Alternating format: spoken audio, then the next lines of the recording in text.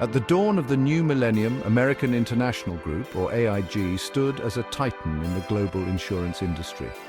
Its towering presence in the financial district of New York City was a testament to its immense influence and power. With a legacy stretching back decades, AIG had become synonymous with financial stability and security. The company's history was rich with stories of resilience and growth, weathering economic storms and emerging stronger each time. Its reach extended to over 130 countries, and its policies protected everything from homes and cars to businesses and even entire nations. AIG was not just an American company, it was a global entity, deeply embedded in the fabric of international commerce and daily life. AIG's reputation was built on a foundation of trust, its name whispered with respect in the hallowed halls of Wall Street and beyond. Investors and clients alike saw AIG as a beacon of reliability, a company that could be counted on in times of need. AIG's success was fueled by its diverse portfolio of insurance products and its aggressive expansion into new markets. The company was always on the lookout for new opportunities, constantly evolving to meet the changing needs of its clients. The company was known for its innovative approach to risk management, always seeking new ways to hedge against potential losses. This forward-thinking strategy allowed AIG to stay ahead of the curve, setting industry standards and leading the way in financial innovation. This relentless pursuit of profit, however, would ultimately lead AIG down a perilous path, one paved with complex financial instruments and obscured by a culture of secrecy. The very strategies that had once propelled AIG to greatness began to sow the seeds of its downfall. At the helm of this behemoth was Maurice Hank Greenberg, a legendary figure in the insurance world.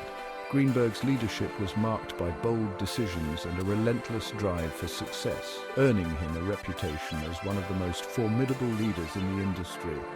Greenberg, a man known for his sharp intellect and even sharper tongue, had transformed AIG from a modest enterprise into a global powerhouse. His vision and determination were instrumental in shaping AIG's rise to prominence. Under his leadership, AIG became a darling of Wall Street, its stock price soaring to dizzying heights.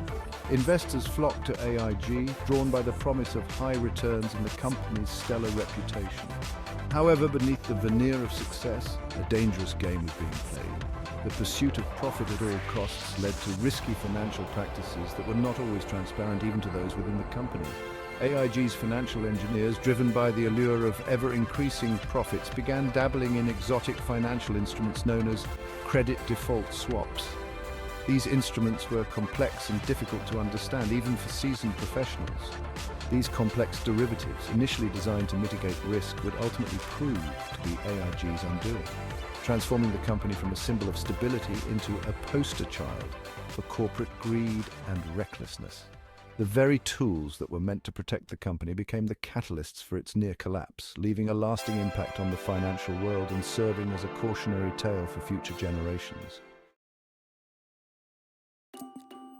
Credit default swaps, or CDS, were the instruments of choice in this high-stakes game.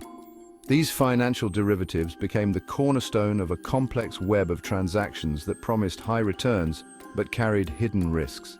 Imagine them as insurance policies on the potential failure of mortgage-backed securities. Essentially, they were contracts that transferred the risk of default from the holder of the security to the seller of the CDS. These securities, bundles of home loans packaged and sold to investors, were deemed safe, even desirable, in the booming housing market of the early 2000s. Investors were eager to buy them, believing they were backed by solid assets. AIG, through its financial products division, stepped in to insure these securities against default, collecting hefty premiums in the process. The company saw an opportunity to capitalize on the growing demand for these insurance-like products. On the surface, this seemed like a win-win situation. Investors felt secure knowing their investments were protected, and AIG enjoyed a steady stream of income from the premiums. Investors in mortgage-backed securities gained an extra layer of protection, while AIG reaped substantial profits from the premiums. The financial world was abuzz with the potential of these innovative instruments. What AIG failed to fully grasp, however, was the interconnected nature of the housing market and the potential for a systemic meltdown. The risks were not isolated. they were deeply intertwined with the broader financial system. The company had essentially underwritten trillions of dollars worth of risk, much of it tied to the increasingly volatile subprime mortgage market. As the housing market began to show signs of strain, the true extent of this risk became apparent. The allure of easy money had blinded AIG to the potential consequences of its actions. The company was so focused on short-term gains that it overlooked the long-term implications of its massive exposure to the housing market. The company's executives, seduced by the promise of ever-increasing profits, ignored warning signs and downplayed the risks associated with credit default swaps. They were confident that the housing market would continue to rise and that their strategy was foolproof. They believed that the housing market would continue its upward trajectory indefinitely and that any losses incurred would be minimal. This overconfidence led them to take on even more risk, further entangling AIG in the web of mortgage-backed securities. This dangerous assumption, fueled by a culture of complacency and a lack of regulatory oversight, would ultimately prove to be AIG's downfall. The collapse of the housing market triggered a chain reaction, leading to massive losses and a financial crisis that shook the global economy to its core. As AIG's exposure to credit default swaps ballooned, the financial world watched with a mix of awe and trepidation. So too did the concerns of some within the company. Employees who once felt secure in their roles began to sense the growing instability. Among them was Joseph Cassano, head of AIG's Financial Products Division. Cassano, a key figure in the company's aggressive expansion into the CDS market, was both revered and feared within the organization. Cassano, a man known for his brash style and appetite for risk, had overseen the exponential growth of AIG's CDS portfolio. His decisions had driven the company to new heights, but also to the brink of disaster. However, even Cassano began to express doubts about the sustainability of AIG's business model. The very strategies that had once seemed so lucrative were now fraught with peril.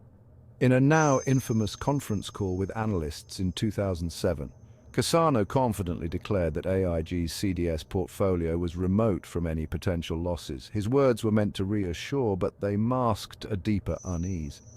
Behind the scenes, however, a different story was unfolding. The facade of confidence was cracking, revealing the underlying fears and uncertainties. AIG's internal risk managers were growing increasingly alarmed by the company's exposure to the subprime mortgage market. They pored over data, their concerns mounting with each passing day.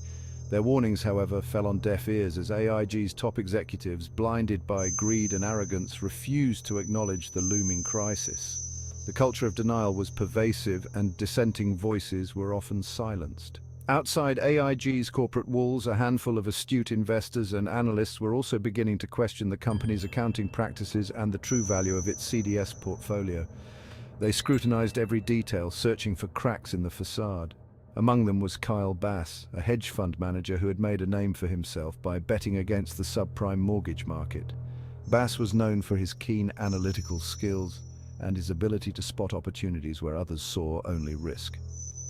Bass, sensing an opportunity, began shorting AIG's stock, convinced that the company was sitting on a mountain of hidden losses. His actions were a bold bet against the prevailing wisdom, but they were grounded in a meticulous analysis of the data. As the financial world continued to turn a blind eye, the seeds of a monumental collapse were being sown. The warnings of whistleblowers and the insights of savvy investors like Bass would soon prove to be prophetic. As the true extent of AIG's vulnerabilities came to light, the storm was brewing, and it was only a matter of time before the financial world would be shaken to its core. The alarm had been sounded, but would anyone listen before it was too late? The year 2008 would prove to be a watershed moment for AIG and the global financial system. The US housing market, already showing signs of strain, began to unravel at an alarming rate. As home prices plummeted and defaults on subprime mortgages skyrocketed, the value of mortgage-backed securities, the very assets AIG had insured through its credit default swaps, evaporated. AIG's carefully constructed house of cards began to crumble. The company, once considered a bastion of financial strength, found itself teetering on the brink of collapse. Its credit rating was downgraded, its stock price plummeted, and its counterparties, fearing the worst, demanded billions of dollars in collateral. AIG, once the world's largest insurer, was now facing a liquidity crisis of unprecedented proportions. The US government, already grappling with the collapse of Lehman Brothers and the bailout of Bear Stearns, was now confronted with the very real possibility of AIG's failure.